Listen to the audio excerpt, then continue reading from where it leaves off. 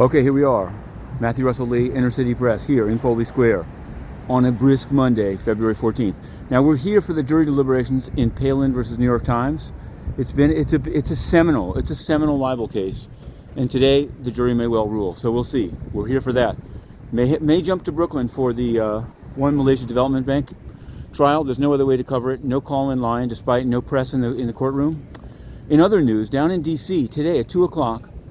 Ilya Lichtenstein and Heather Morgan. These are the Bitfinex hackers or money launderers that we covered in great detail last week and will continue to cover. Wrote a song about them this weekend.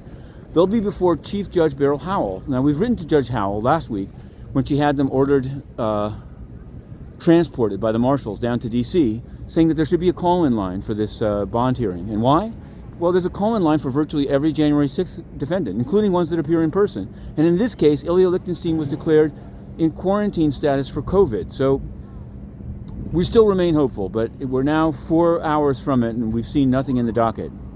So we'll see. We're going to have more on that later today.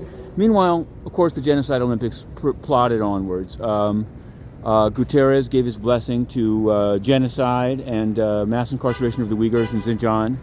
And we had another UN story today that I want to focus on, and it involves Yemen. Now, on February 3rd, we wrote an exclusive story. No one in the world had it. Sorry, we have sources inside the UN system.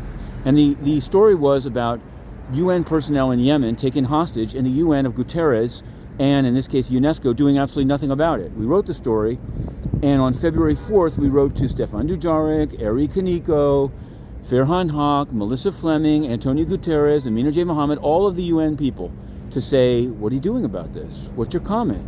No answer at all. No answer at all. Covering up the abduction of their own staff. Now, over the weekend, Eri Kaneko talked to VOA or AFP saying, oh, yes, there's abduction. That's a scam. That's called leaking sleazy information to sleazy complicit journalists and censoring the UN's failure. And we won't accept it. Inner City Press will return to the UN. We have applied.